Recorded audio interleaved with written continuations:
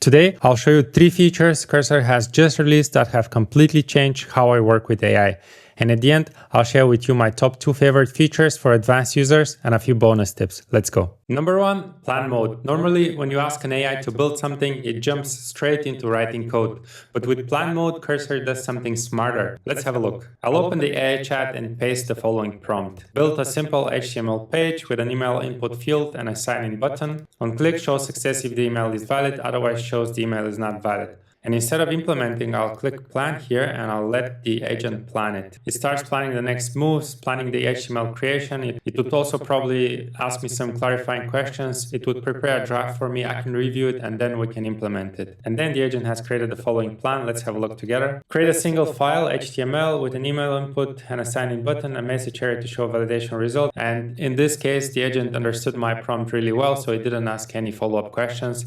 But usually for something more complicated, it may ask you follow-up questions. But now I can click build and the agent would build the HTML page. I think planning is perfect for bigger features that usually take multiple prompts. And we'll have a look at the page once it's done, and then I'll show you my favorite newly released feature, which is the browser mode. Okay, it looks like the page has been implemented. Now that we've built our little HTML app, let's actually test it, but not manually. Let's have Cursor test it. So number 2, the browser agent. Cursor's browser feature lets the AI visually interact with your application. You can ask it to open the page, click buttons, fill out forms, and verify behavior. And let's have a look. We'll type in browser, verify that the email validation on our HTML page works correctly. As usual, it starts planning the steps and what it needs to do, creates a plan, and then it would open the browser and it would automatically test our application. And it's trying to navigate to the HTML file, but we see that there is a security restriction here.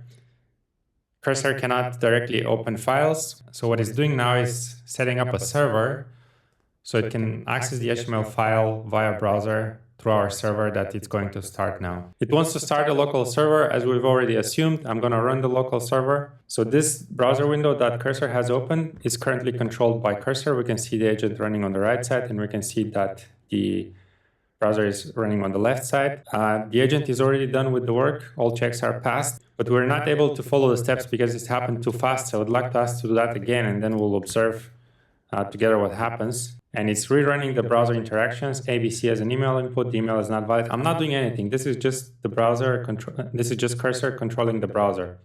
The email is invalid, and now we should get a success email.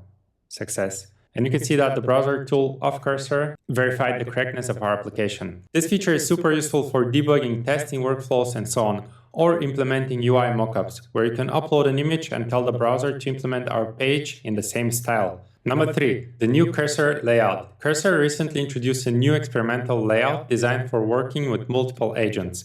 It doesn't replace the main editor, but gives you a workspace where you can manage your context, more like a conversation instead of jumping through files. And I'm going to show in a second, but this layout is especially useful if you spend more time talking to agents, brainstorming, debugging, or planning, rather than editing code line by line. On the left side, we see all the agents that we have started, and the agent view is very prominent in the middle. It's the central part of the user interaction instead of the code being the central part. And we can still see the code by toggling the right sidebar and clicking on this icon here, so we can see our code. We can close it. We can see our terminal. And something new, there's an embedded browser into the agent, so we can toggle the browser and interact with the agent, and the agent would see the browser and may interact with the browser as well. So let's test this. And by the way, you can navigate to the new layout by opening the new chat and then clicking this tiny icon here, open agent window. And with that, we open the agent window. So I've prompted the agent to verify our application again.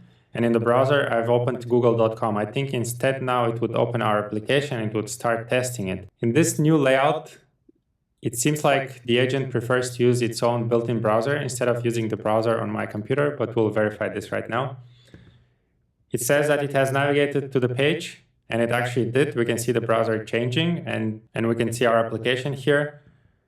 And after it has navigated to the page, it has started planning the moves. It's capturing a screenshot and typing ABC into the email text box, which I actually don't see. So what just happened here is that Cursor browser agent tried to run the same verification as the verification it did in my Chrome on my computer, but it seems like the browser in the agent, the built-in browser, is a bit buggy, so the verification didn't work as expected. And I've read a few posts that the browser in the agent itself is not quite stable yet, and this is what I'm experiencing right now as well. As you can see that we've seen some MCP errors, element not found. Plan mode, browser agent, and a new layout. These are some of the new releases in Cursor that are changing the way we interact with our code editors. Now to my favorite advanced features. First, symbols. Docs lets you inject documentation as context directly into your chat. So for example, we can say docs, and then we can say Firebase, please implement login. Now you can also add your own documentation if you work for some company and you have some internal documentation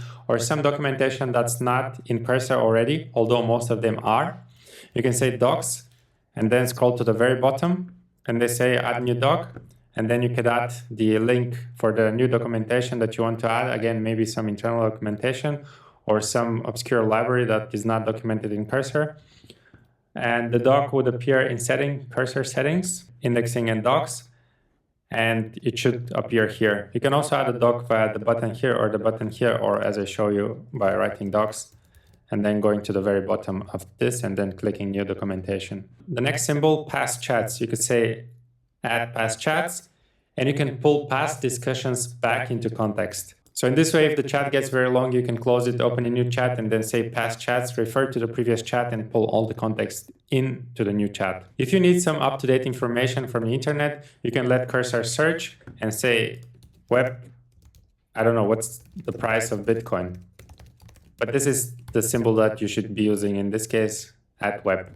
@link is the next symbol. So if you paste any link into the agent chat, Cursor would fetch the contents of this link and would inject the context, even if it's PDF, and you can ask any questions about it, and then Cursor can refer to this link and the context there. And lastly, recent changes. It would add all the recent changes that you did with your code. So if you've been working all day on something and then you close your laptop and come back tomorrow, you could write recent changes and Cursor would remind you what you've been working on. A few bonus tips. You can write /command to access quick actions or create custom commands. /command reset context, generate Cursor rules, or create a new command as well. You can do this. And speaking of rules, let's talk quickly about Cursor rules and memories.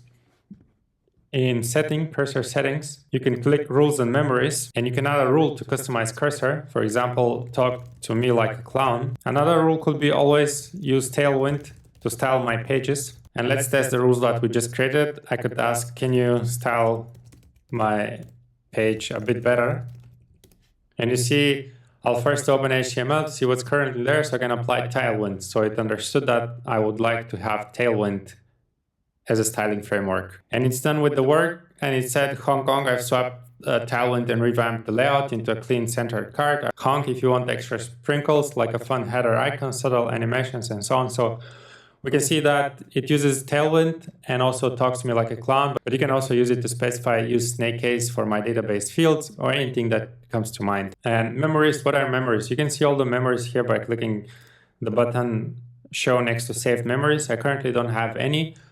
But those are all the rules that Cursor remembers based on the interactions with you. So if you create like 10 projects and use Tailwind in every one of them, Cursor would automatically see that, remember this pattern, and add it as a memory. So memories are just rules that Cursor creates for you based on the interactions with Cursor. Those were all the new releases that I'm excited about, all the advanced features that I use very often, and a few bonus tips for rules, commands, and memories. Thanks a lot for watching. See you next time.